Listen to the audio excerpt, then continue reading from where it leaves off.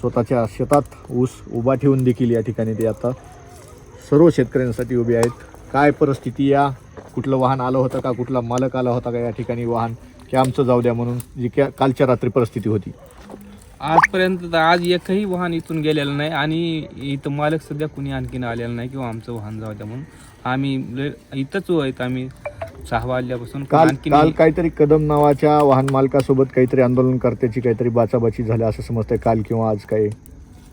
आज सकाळी कौडगाव पाटीवर एक हार्वेस्टर मालक आणि आपल्या आंदोलकाची बाचाबाची झाली. त्या लोकांना तिथलं आंदोलन मोडीत काढायचं होतं, पण ते त्याच्यात फेल झाले आणि आंदोलनाची तिथली जागा बदलून दुसऱ्या ठिकाणी आंदोलन नेऊन तिथं आंदोलन आज उत्स्फूर्तपणे चालू आहे.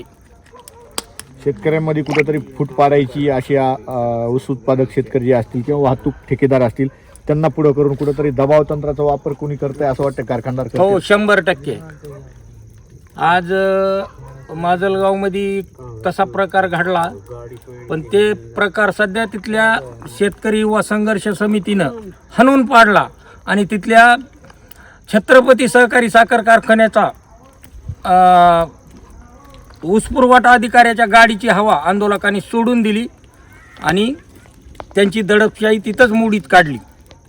आता परवाच्या दिवशी जे 1 तारखेला आंदोलन होणार आहे सायखेडा कारखान्यावर, काय त्या दिवशीचं नियोजन असणार आहे? त्या ठिकाणी तुम्ही पूर्ण कारखाना बंद पाडणार आहेत, जे की गेल्या वर्षी 2700 रुपये भाव देतो म्हणले होते, परंतु त्यांनी 2500 दिले. घोषणा करून देखील 200 रुपये शेतकऱ्यांची त्या ठिकाणी त्यांनी कमी बिल काढलेलं आहे. तिथं तर सायखेडा कारखान्याने सरासर शेतकऱ्याच्या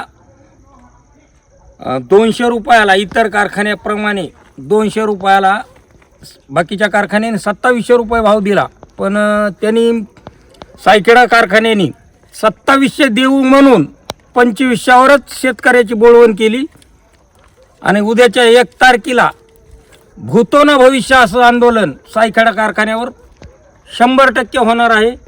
त्यात काही दुमत नाही. काय शेतकऱ्यांना आव्हान काय करणार तुम्ही त्या दिवशीच्या नियोजनासाठी 1 तारखेच्या? हा लढा लढत असताना आम्ही एक ऊस उत्पादक शेतकऱ्याचं पोरग म्हणून लढत आहेत. मी हात जोडून या बीड जिल्ह्यातल्या आणि परभणी जिल्ह्यातल्या शेतकऱ्याला विनंती करतो की या आंदोलनामध्ये आपण उत्स्फूर्तपणे सहभाग नोंदवून या आंदोलनाचा कारखानदाराच्या विरोधातला रेटा आपल्याला पुढे न्यायचा आहे आणि आपली मागण्या आपल्याला पदरात पाडून घ्यायच्यात. यासाठी शेतकऱ्यांनी 100% आंदोलनात सहभागी व्हावं ही माझी हात जोडून इथल्या शेतकऱ्यांना विनंती आहे.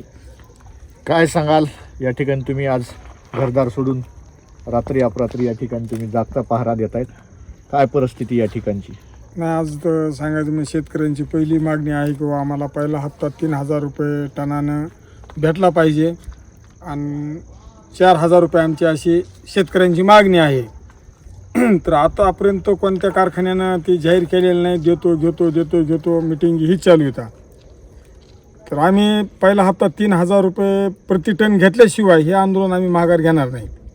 कालची परिस्थिती कशी होती? प्रत्येक कारखान्यावर तुम्ही गेलात, निवेदन दिले, मग त्या ठिकाणचे जे काही मॅनेजर असतील किंवा चेअरमन असतील तुमच्यासोबत संपर्क साधला, काय त्यांचं बोलणं येत होतं? की मी सुद्धा सोबत होतो तुमच्या, त्यावेळेस त्यांचं असं बोलणं येत होतं की त्यांना दिलं तर आम्ही देऊ, त्यांच्यापेक्षा 100 रुपये जास्त देऊ, 1 रुपया जास्त देऊ, काय होते ते वाक्य? फक्त ही तोंडी घोषणा द्यायलेत किंवा वैद्यनाथ कारखाना जी काय आहे, समजा ही कारखाना म्हणतो बजरंग बाप्पाने दिला तर मी देईन, बजरंग बाप्पा म्हणतात प्रकाशदादाने दिलं तर मी देईन, प्रकाशदादा म्हणतात मोहनराव जगतापने दिला तर मी देईन. सरे फक्त चल ढकल, शेतकऱ्याला फक्त वेड्यात काढायचं लक्ष नाही ह्यांचं. का बरं साखर कारखानदार बाहेरच्या ठिकाणी इतर ठिकाणी भाव दिला जातो आणि या ठिकाणी रिकव्हरीचं कारण देऊन कुठेतरी शेतकऱ्यांची गळशी नाही होती? तसं नाही. कसं आता म्हणजे उसाल तर रिकोरी 11:30 शेतकरी देतातच, तसे ह्यांना 9:30 रिकोरी पाहिजे, पण शेतकरी 11:30 देतो तरी पण भाव देत नाहीत. म्हणजे शेतकऱ्याची ह्यांना कुठेतरी पिळवणूक करायची आहे. आणि त्यांच्याकडे बाय प्रोडक्ट असतात त्याचे देखील नफा हे देत नाहीत. नाही काहीच देत नाहीत ते. काय परिस्थिती आहे, काय म्हणाल? आम्ही सायखेड्याला ते ज्या MDC आमची चर्चा झाली, ते म्हणले की बाबा आपल्याकडं ऊसाची जी प्रत आहे ती तुमच्या ऊसाच्या ह्याला रिकव्हरी येत नाही आणि आम्ही मला ही तुमची ब्रँच आहे ती तुमची आणि जे काय लातूरच्या ब्रँच तुमच्याच येतात, मग तिथं तुम्हाला भाव देता येतील, इथं काय नाही. ते म्हणले तुमच्या ऊसाची रिकव्हरी येत नाही. मग आम्ही म्हणलं बाबा हेच ऊस आमचा इकडं खाली पात्रीकडे जाते, हाच ऊस आमचा दुसऱ्या कारखान्यात जाते, तिथं रिकव्हरी येते आणि तुमच्याकडे काय येत नाही. ते 29-29 रुपये द्यायलेत आणि तुम्ही का देऊ शकत नाहीत? ऊस एकच आहे, तुम्हाला तेच यायला तिकडे बी तेच चाललाय.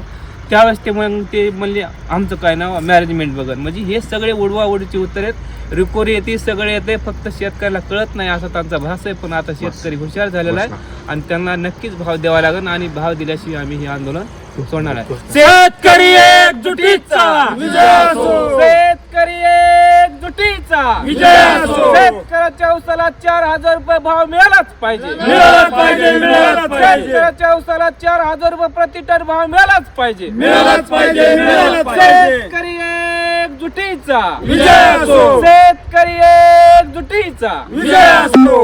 या कारखानदाराचं करायचं काय? खाली मुंडकं वर पाय. कारखानदाराचं करायचं काय? खाली मुंडकं वर पाय.